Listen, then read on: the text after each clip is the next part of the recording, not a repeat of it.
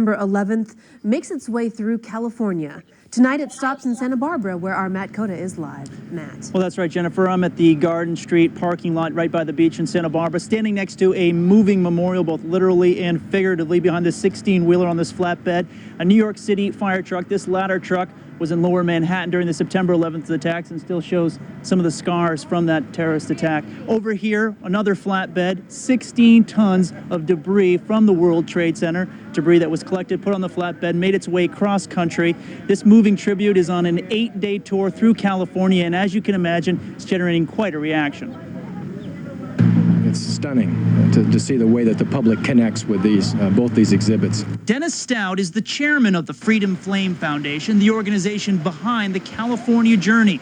The goal is to raise enough money, $15 million, to create the first ever bi-coastal September 11th memorial, one here in California and another in New York City. We believe that we have a dramatic memorial which says a lot about what happened on September 11th and what America's response to it has been.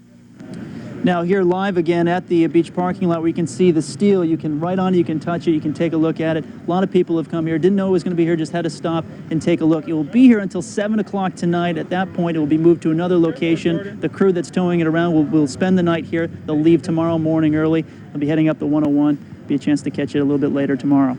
For now, back to you in the studio. Tony, the storm that caused some hazardous driving conditions today was welcomed by surfers, but many got more than they bargained for. Lured by the big waves, Camille, Laura, and dozens of other surfers ignored the storm and ventured out into the ocean. Why'd you go out? Because they're big.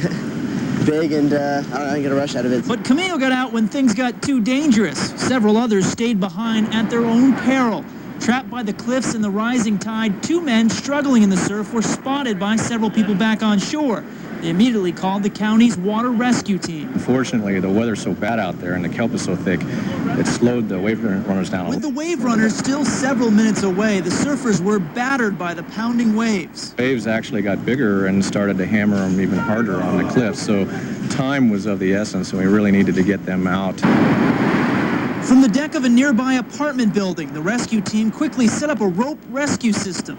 With dozens of firefighters pulling, the surfers were raised inch by inch out of harm's way. It's pretty mad out there. The rescued surfers, Colby Graham and Danny Proctor, had nothing but praise for the firefighters that lifted them back onto solid ground. The guy who brought me up, he saved my board even. Ironically, the same kelp that slowed down the rescue wave runners kept the surfers safe on the rocks. Thank God for that pile of seaweed. It was the only thing we could dig our feet into. We weren't sliding on the rocks. As a result, both Danny and Colby suffered only minor cuts and bruises, and say they'll be back out riding the waves once the surf calms down. Now you see those 2 guys together, they look like old friends. Actually, they met for the first time this morning when they both happened to get stuck on that rock together. I guess when you're stranded with a stranger in such a precarious position for so long, you can't help but become better acquainted. For now, back to you in the... And you are listening to George W. Bush. He is in Oxnard at this moment. Our man in Oxnard is Matt Cota, and he joins us now with a live report. Matt, what's going on? Well, I'm surrounded by George W. Bush supporters, to be sure. This thing started here in Oxnard a little bit later than we expected. That's because there's so many problems involving where it is. We're here at the Oxnard train tracks. I'm literally standing on the train tracks. George W. Bush, the governor, just arrived via train about 20 minutes ago and started his speech. But people have been here since 7 in the morning. It really has the atmosphere of a rock concert or sporting event. People have been waiting time to be here, and they waited even through the delay, and now they just poured onto the train tracks to hear him speech, the governor of Texas. Now this is the kickoff for the California tour, and the theme of the tour is Change the Tone. Perhaps that's a double meaning there for change the tone not only in the country but also in the Republican Party. Certainly we've seen a tremendous amount of diversity here in Oxnard. We saw from a mariachi band to a African-American gospel choir. George Bush even talked in Spanish several times during the speech, as you just heard. So we've definitely seen a different kind of Republican Party here on display here in Oxnard. And of course, this train is going all the way up past Santa Barbara to San Luis Obispo for a stop this evening. In his speech today, which I'm sure you'll hear later on, he talked about taking California, a very important state, if George W. Bush is to win the election. Also talked about promising tax cuts, saying that the government has too much money, too much of the public's money. And certainly the crowd here supports him with it. Back to you in the studio, Tony and Jennifer. Okay, Matt Cota, thanks a lot. We certainly appreciate that. have here is an outlaw employer who has no respect for the professionals in her newsroom. More employees lose their jobs at Santa Barbara's largest newspaper. Good evening, I'm Wendy Teese. Hello, thanks for joining us. I'm Tony Coppola. Another employee exodus at Santa Barbara County's largest daily newspaper. Here's the latest. Over the past 24 hours, 6 reporters with the News Press were fired or for what management calls disloyal conduct. A union attorney calls the firings illegal and filed a federal complaint. Matt Cota is covering this story and now joins us live in De La Guerra Plaza. Hi, Matt. Well, Tony, the ongoing dispute between Wendy McCaw, the owner of the News Press, and the men and women who write for her newspaper has reached a new level of acrimony. It was in July that 9 top editors and reporters with the News Press walked off the job, accusing owner Wendy McCaw of slanting and censoring the news. Nearly 24 more quit or were fired in the months that followed. Those that stayed voted to join a union to protect their jobs. It didn't work. Among those forced to clean out their desk, 8-year veteran Dawn Hobbs. She may have banned us from the building, but she is not going to keep us from continuing this organizing effort behind the scenes. Hobbs and 5 others were fired for what management calls disloyal conduct, specifically by standing on a highway overpass, waving signs encouraging readers to cancel their subscriptions. The union tactic, an effort to convince McCaw to negotiate a contract. You know, all we wanted to do was bring attention to the fact that Wendy still has not sat down with us, her employees, to discuss working conditions. Their attorney claims the newspaper fired 8 reporters solely because of their union support, which, if true, is against federal law. While the ousted employees wait for their day in court, they say it will be a struggle just to stay in Santa Barbara. I can pay for rent, but I don't have much left over, and so it's going to be tough to keep my head above water. Late this afternoon, Action News talked with Barry Capello, an attorney for the Santa Barbara News Press. He says those actions on that bridge with those banners is a fireable offense, that if the employees disparage or hurt the business in some way, that they can legally be fired. That's, of course, being challenged by the union attorney for the employees, and the matter will be decided by an administrative law judge in federal court in the months ahead. We're live in Santa Barbara for now. Back to you in the studio. Okay, thanks, Matt. And as he mentioned, later this month, an administrative law judge will hold a hearing to determine whether or not the News Press management violated federal labor law. Fast-moving fire has horses, dogs, kittens, and even camels on the move in Ojai. Matt Cota has just returned from the region where folks have been warned to find safe shelter for their animals. Matt.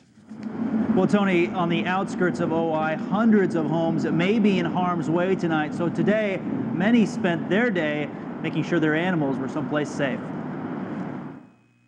You know, I'm up on top of the mountain up there, and, you know, the fire's coming and the sheriff showed up. Wes Stander decided to not take any chances after he learned authorities declared a precautionary evacuation. Would she be better off in here with him? This morning, he drove his 4 horses to the Humane Society in Ojai. You know, the fire comes that way, gonna have a lot of fire trucks on the road, so it'll be hard to get in and out. With so many ranches in this rural area, the Ojai Humane Society has been taking in animals of all kinds. I couldn't even give you an estimate on how many horses and cattle and exotic animals, camels, llamas.